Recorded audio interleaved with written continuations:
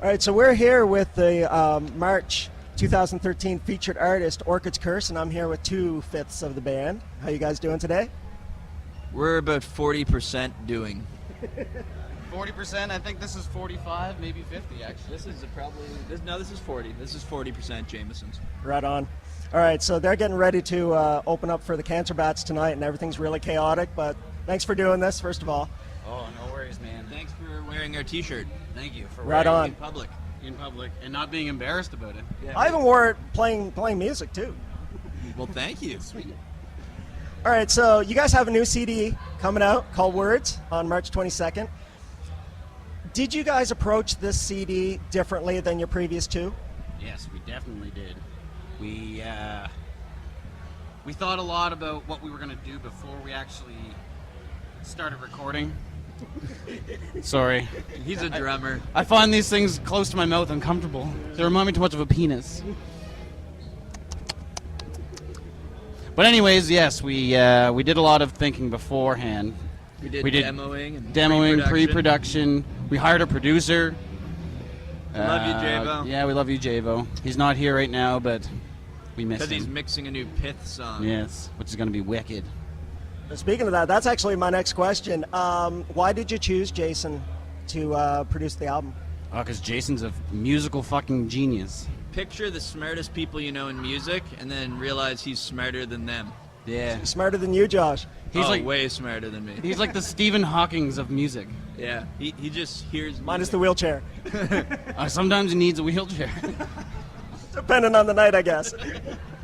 He's just, he was the right guy for the job. He loves heavy metal, but also more importantly, he just loves and understands and appreciates music on a level that most people don't. So it was a pleasure and an honor to work with someone that got us, but also got music in general on that level. So the good thing about him too was he's got a really good way of telling you that you suck without actually coming out and saying that you suck. It's a little more encouraging. Do it like, again. Oh, that was a then great again. take, Bob. Do it again. Actually, wouldn't even say do it again. He'd say that was good, and then you'd hear the click track. Right? Count in. Oh, well, I'm not ready.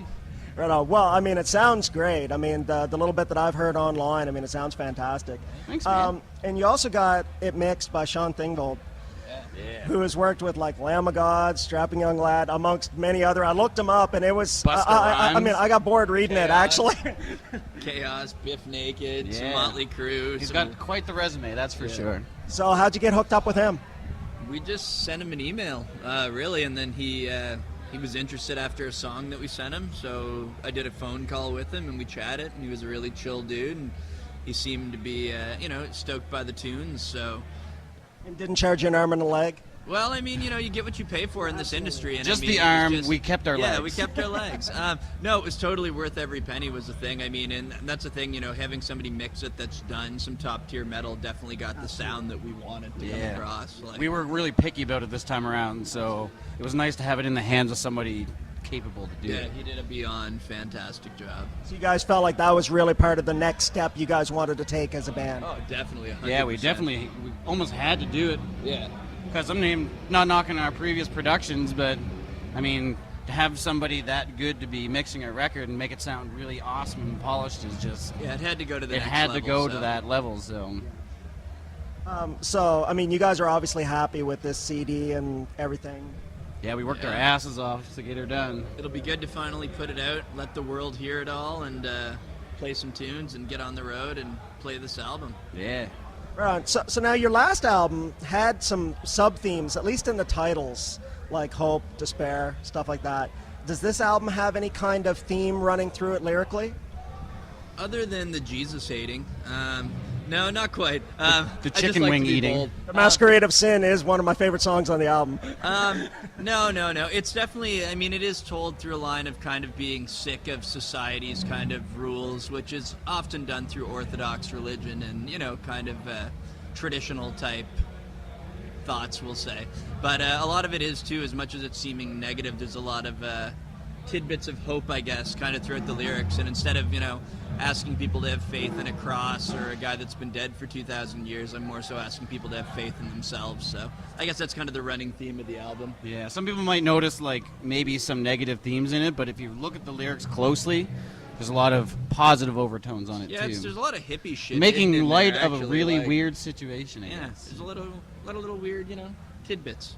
But isn't that basically the point of anytime you try to stand up against something that you don't think is right and you're actually saying something about it, you believe that there is some sort of hope? Because otherwise you just go into a funk and just think that there's no hope and you wouldn't say anything. If everybody put their hope in organized religion, we'd be fucked. Yeah. We'd be so fucked. And also what man has done with religion too is Well, It's that's been so twisted and melded and become such a money racket now. Yeah, I mean, the album's truthfully a lot about kind of just how religion has set the tone of society we live in, along with society as a whole, and kind of just, a little bit of a few splashes of, intolerant capitalism here and there. But at the end of the day, I still understand its function in society. And, I'm not trying to come across as a hypocrite, by just totally shit-talking things. I understand. But it is a total, fuck you to all the shit that's constantly driven down your throat.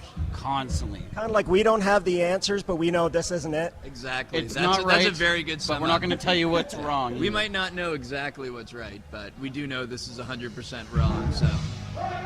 Right on. Okay, so we got some music going on in the background. So how has the band changed from the last album? We have a different bass player. Yeah, we got a different bass player. We were... Maybe like the way you guys think, the way you...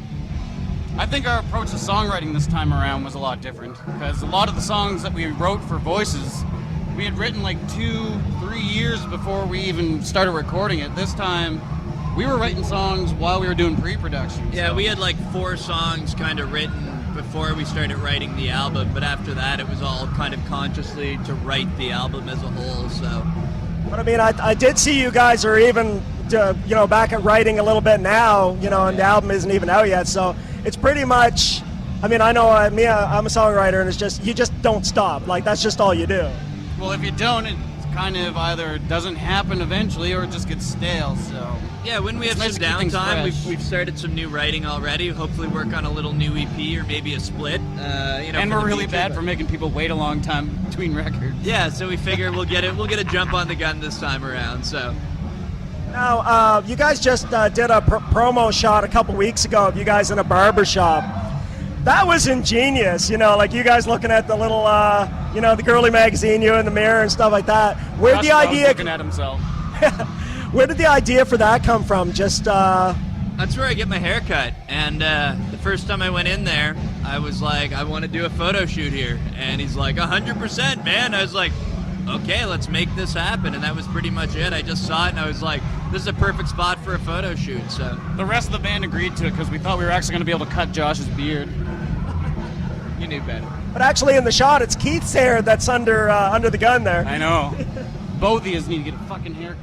Fucking hippies. It's an important part of starting recording right here.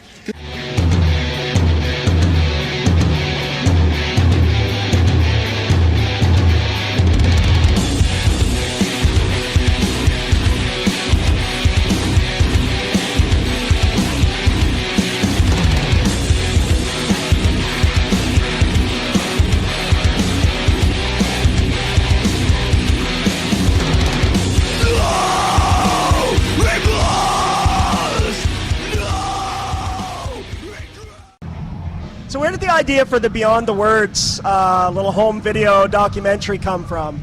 That came from Ian, the guy that actually did all the filming for it. He kind of approached us and said that he wanted to do something like that to kind of coincide with the release of the record. And it so happened that he drove us around when we did our 3 Inches of Blood tour. Yeah, the last time we toured them, he was our driver for it and also our videographer. Plus, he's basically lived with us in the studio with Javo and the rest of us. And He was there more than I was, actually.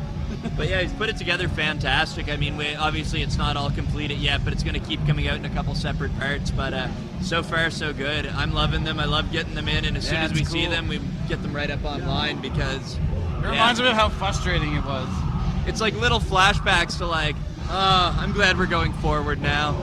I'm glad those days are done and the album's done. But at the same time, I'm really glad that was kind of chronicled, so... Now, was he the one that did the Bohemian Rhapsody video? That was kind of an accident. We didn't ever think that would ever see the light of day.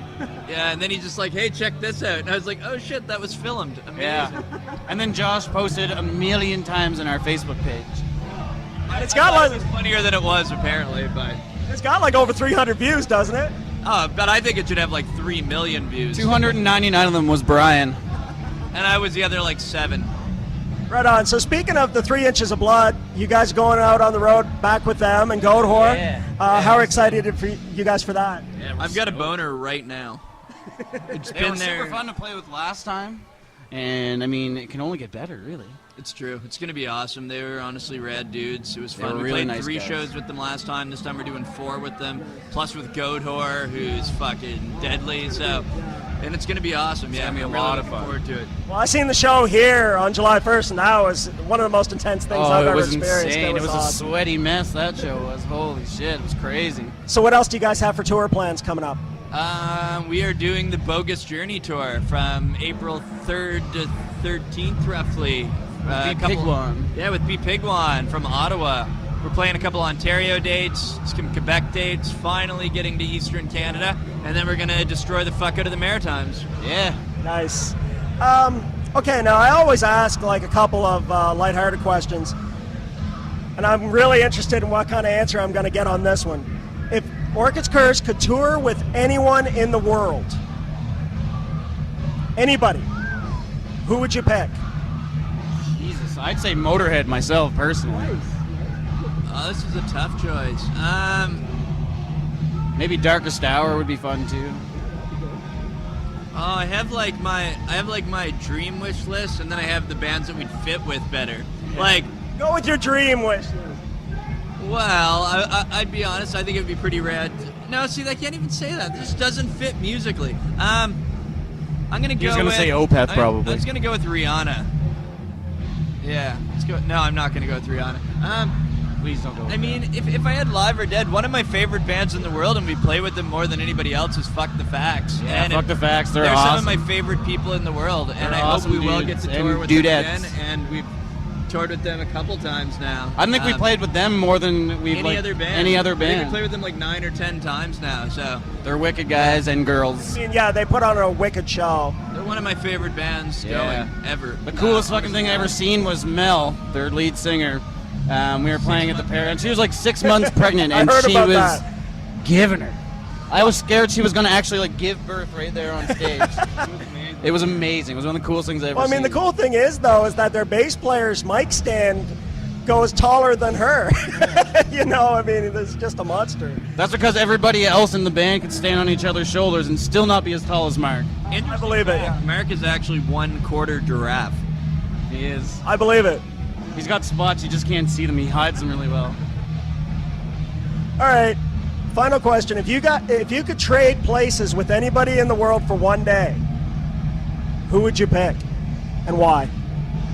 Like anybody Anybody. at all? Trade places with them. Walk a day in their shoes. Oh man, probably Jim the Anvil Neidhart. I would have Got to the say, beard now.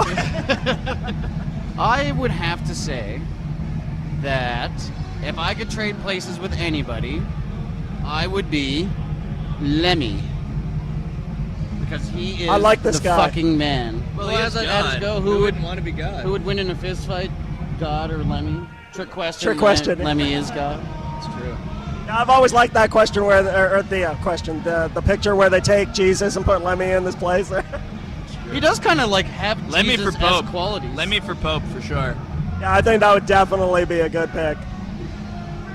I think instead of holy water, you'd have Jack Daniels and all Oh the yeah, Catholic it would definitely be churches as you Jack walk and in. Coke, and just instead of like the little bread pieces, is that what they call them? Bread? Communion. Yeah, it would just be cigarettes, Marlboro cigarettes. Right on. All right, well, thanks for doing this again. Thank you, And man. be sure to pick up Words March 22nd. Get at the Seahorse for the CD release, too. Yes, with Blackmore and Pith. I'm sure you guys all know who Blackmore is. And Sure you all Pith are know who amazing, Pith too. is. It's gonna be a sexy time. It's gonna so be a come out. fucking. I'm gonna wear a hole in my underwear that night. It's true. You'll get to see some Witness it. Woo! Right on. Orchid's Curse, Mettalworx. Okay, thank you.